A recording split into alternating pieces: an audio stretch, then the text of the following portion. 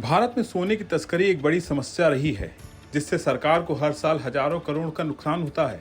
लेकिन अब केंद्र सरकार ने समस्या से निपटने के लिए एक बड़ा कदम उठाया है।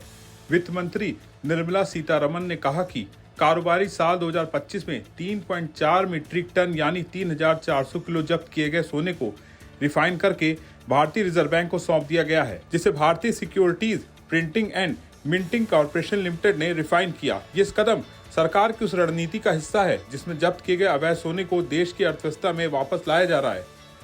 अब ये सोना देश की आर्थिक ताकत बन चुका है। ये पहली बार है जब जब्त सोने को प्रोसेस करके सीधे भारत की गोल्ड रिजर्व में जोड़ा जा रहा है। इससे न सिर्फ काले कारोबार पर लगाम लगेगी, बल्कि भारत की फाइनेंशियल ताकत भी बढ़ेगी। भारत दुनिया का दूसरा सबसे बड़ा सोना आयातक देश है, जहां हर साल करीब 800 से 900 टन सोना आता है, लेकिन इसका एक बड़ा हिस्सा अवैध रूप से स्मगल किया जाता है। मनी कंट्रोल की रिपोर्ट के मुताबिक साल 2023-24 में 4,869 किलोग्राम सोना जब्त किया गया, जिनमें से ज्यादातर म्यांमार बॉर्डर से आया था। भारत में सोना स्मगलिंग के 4 बड़े रूट्स हैं: Myanmar Mizoram border, Bangladesh Paschim Bangal border, Dubai Mumbai air route, Nepal Uttarakhand Uttar Pradesh border. Smugglers छोटे छोटे पार्सल में सोना लाते हैं या फिर हवाई यात्रियों के जरिए इसे देश में घुसाते हैं, जिससे सरकार को कस्टम ड्यूटी और जीएसटी का भारी नुकसान होता है। पहले जब्त किए गए सोने को सरकारी ट्रेजरी में रखा जाता था या फिर नीलाम कर दिया जाता था, लेकिन अब SPMCIL इसे 24 कैरेट बनाता है, फिर RBI को सौंप देता है। अब सरकार ने फैसला किया है कि जब सोने को यूं ही नहीं छोड़ा जाए, बल्कि उसका सही उपयोग किया जाए।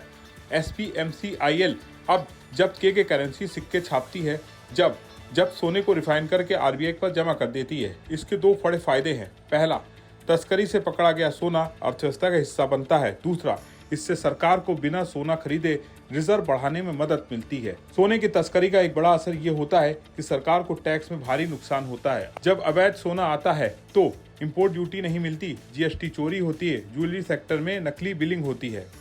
अब सरकार के इस कदम से तस्करी के कारोबार पर मनोवैज्ञानिक दबाव पड़ेगा, क्योंकि अब जब्त माल का सही इस्तेमाल होगा। अब RBI के पास ज्यादा सोना होता है तो उसकी फॉरेन एक्सचेंज रिजर्व मजबूत होती है। इसका असर सीधे रूप से रुपए की मजबूती, विदेशी निवेशकों का भरोसा, अंतर्राष्ट्रीय रेटिंग्स पर पड़ता है। और अगर सरकार बिना सोना खरीदे ही रिजर्व बढ़ा पा रही है तो ये एक फायदे का सौदा है। सरकार का ये कदम अवैध सोने की तस्करी को रोकने, देश की अर्थव्यवस्था को मजबूत करने की दिशा में एक बड़ा कदम है। अब जब्त किया गया सोना RBI के पास जाएगा, जिससे देश का गोल्ड रिजर्व बढ़ेगा। साथ ही SPMCIL को नवरत्न बनाने की योजना ये संस्थान को और भी बेहतर काम करेगा।